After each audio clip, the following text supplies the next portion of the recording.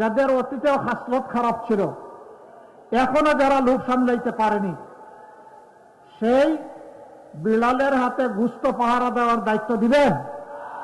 এরা রাষ্ট্রের জনগণের মান, জাত এবং ইজ্জতের নিরাপত্তা এরা দিবে?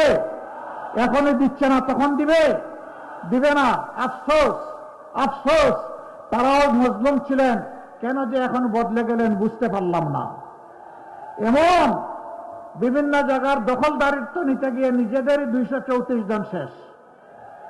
তারপরে এখন আমাদেরকে খুন করা শুরু হয়েছে, এরপরে আমাদেরকে এখন গালি দেওয়া শুরু হয়েছে।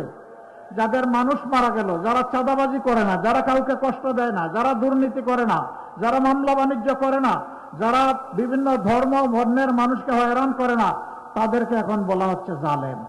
আগামী 12 তারিখে হবে ফেসিবাদের বিরুদ্ধে লাল কার্ড।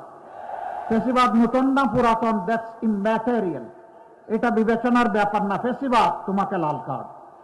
তুমি যে ফোন গায়ে দিয়ে আসো, তোমাকে অবশ্যই লাল কার্ড জানাবে।